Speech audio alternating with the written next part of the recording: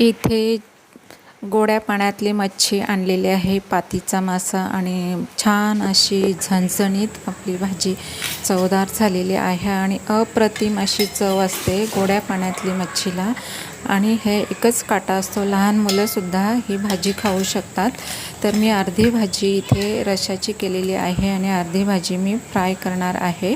तर इथे 1 किलो पातीचा मासा आणलेला आहे. तुम्ही बघू शकता छान अप्रतिम अशी चव असते. तर इथे बघू शकता छान रस्सेदार आपली भाजी तयार झालेली आहे. इथे मी स्वच्छ करून घेतली छानपैकी. नमस्कार सर्वांना, माझ्या चॅनलमध्ये तुमचं खूप खूप मनापासून स्वागत आहे.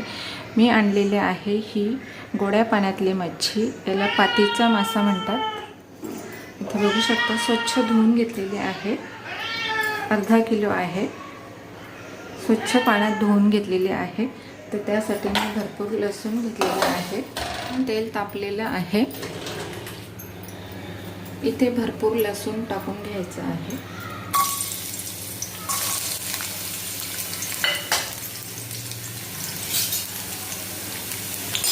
छान लसूण टाकून घ्यायचं आहे.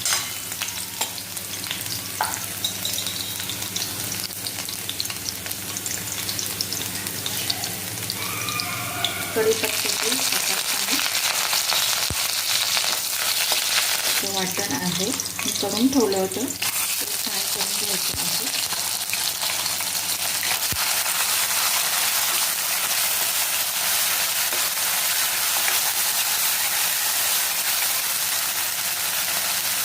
एक चमचा लाल तिखट मसाला टाकून घेते,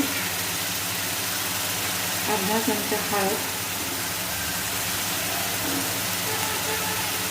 धणे पावडर 1 चम्मच, जीरा पावडर.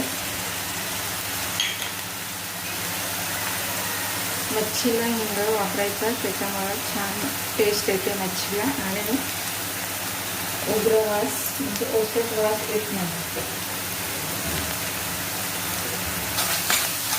सर्व साहित्य एकसारखं छान करून भाजून घ्यायचं आहे. इथे लगेचच मीठ टाकून घेते.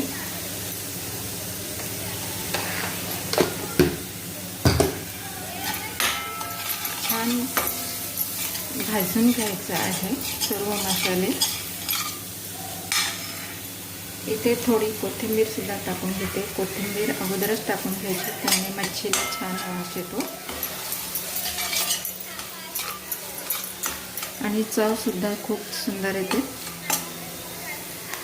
इथे सर्व मसाले छान भाजून झालेले आहेत.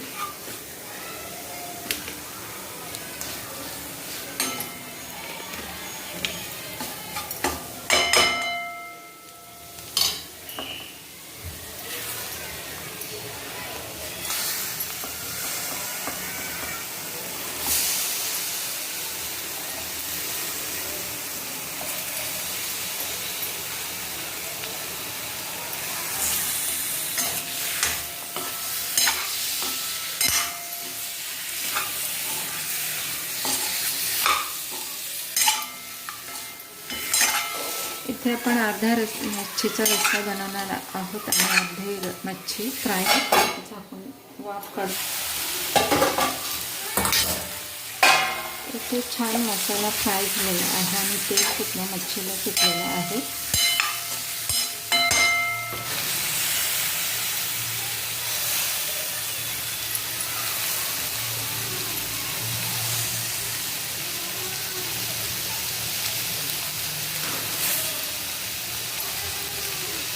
पाणी टाकून घ्यायचं आहे. आपण इथे रस्सा बनवत आहोत.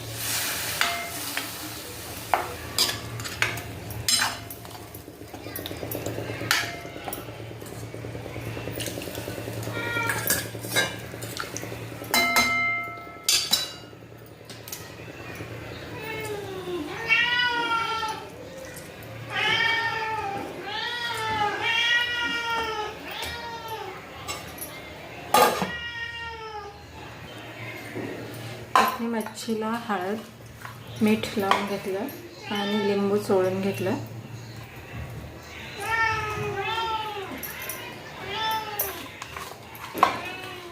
इथे आपण मॅरिनेट करून ठेवणार आहोत मच्छी फ्राय करायला. 5-10 मिनिट झाकण लावून ठेवते.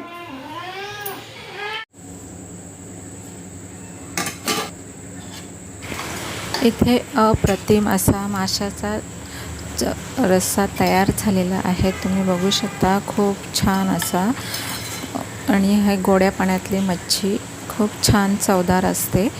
तर व्हिडिओ आवडला असेल तर व्हिडिओला एक लाईक करा, सबस्क्राईब करा, व्हिडिओ स्किप न करता पूर्ण पहा. तोपर्यंत बाय बाय.